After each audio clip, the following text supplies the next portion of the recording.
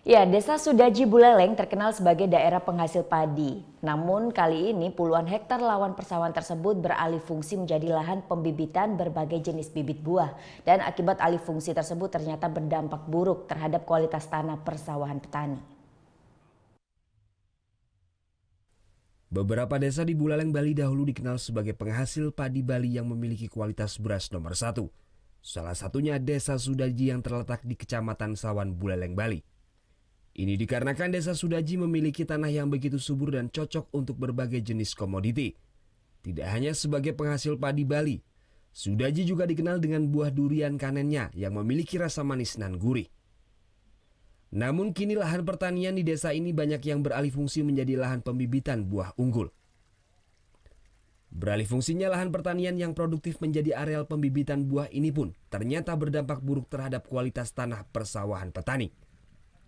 Penyebab utama beralih fungsinya lahan pertanian yang dulunya ditanami padi ini lantaran penghasilan padi tidak sebanding dengan biaya produksi para petani.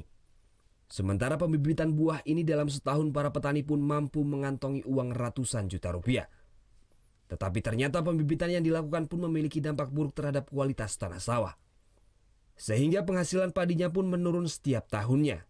Tidak itu saja, permukaan tanah persawahan ini pun kian menurun yang mencapai 15 hingga 30 cm. Akibat dari terangkutnya tanah dengan akan bibit yang dijual keluar daerah. Sehingga lapisan tanah yang subur pun semakin hari semakin berkurang akibat diambil untuk mengisi polybag pembibitan. Sementara itu, Kelian Subak Manyungan Gede Desa Sudaji Wayan Dwipa mengaku dari 817 hektar luas persawahan dan perkebunan di desa ini telah beralih fungsi seluas 40 hingga 50 hektar. Usaha pembibitan ini pun tidak hanya digeluti oleh masyarakat Sudaji, namun juga masyarakat luar desa Sudaji yang menyewa lahan pertanian warga. Dwipa mengaku dibalik dampaknya yang positif bagi perekonomian warga, alih fungsi komoditi ini menyebabkan produksi beras di desa ini menjadi turun. Kalau sekarang karena petani itu kan berpikir istilahnya apa, ekonomis ya. Jadi kalau dia menanam padi 3 kali dalam setahun, itu misalnya dapat penghasilan 50 hari itu hanya sekian juta gitu misalnya.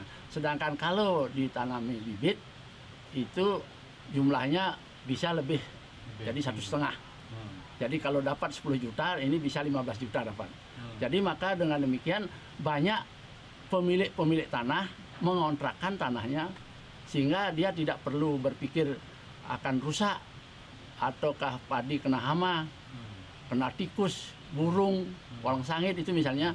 Tidak dia berpikir, jadi langsung kalau dikontrakan kan sudah dapat 15 juta kontan. Dan segera uangnya. Kalau petani kan nunggu musim tanam 1, musim tanam 2, musim tanam 3. Jadi dengan demikian kelihatannya pemilik tanah cenderung mengontrakkan tanahnya. Kalau luasnya, kalau saya cara ukuran tuh belum, tetapi kira-kira sekitar 40 sampai 50 hektar sudah. Untuk sedesa Sudaji. Bibit ya? Bibit. Itu rata-rata bibit. Seiring dengan berkembangnya desa Sudaji sebagai desa wisata, diharapkan pula para petani di kawasan 17 Subak di desa ini kembali menanam padi. Sehingga kunjungan wisatawan ke desa yang dikenal sebagai desa agraris ini kembali menjadi penghasil beras terbesar di Bali Utara. Putu Wijana melaporkan untuk NET.